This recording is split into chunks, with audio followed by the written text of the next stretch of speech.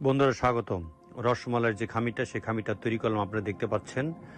এখন এই খামিরটাকে ছোট ছোট করে গোল গোল করে বানিয়ে প্লেটে রাখলাম। আপনারা দেখতে পাচ্ছেন, আর বাকিটা অবশ্যই আপনার ভিডিওতে দেখবেন। বন্ধুরা, কার কার রসমালাই পছন্দ একটু কমেন্টে জানাবেন। রসমালাই তৈরি করছি, আশা করি ভিডিওটি ভালো লাগলে অবশ্যই আপনারা লাইক শেয়ার কমেন্ট করবেন।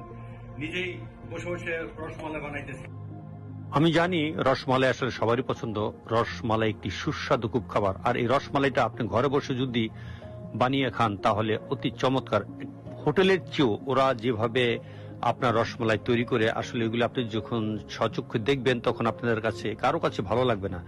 তবে ঘরে বসে যদি আপনি বানিয়ে রসমালাই খান তাহলে এটা সুস্বাদু অন্যরকম, আপনার হোটেলের চেয়েও খুব সুস্বাদু হয়ে থাকে।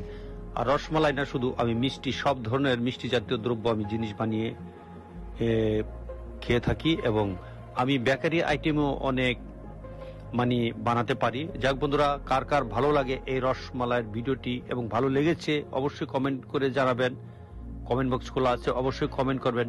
আর যার যার রসমালাই পছন্দ আমাকে বলবেন, আপনাদেরকে আমি বানিয়ে আপনাদেরকে রসমালাই খাবো। আপনারা দেখতে পাচ্ছেন রসমালাইটা আসলে বানানো তেমন একটা কষ্ট ব্যাপার না, আসলে খুবই সহজ। যদি জানেন তাহলে খুবই সহজ।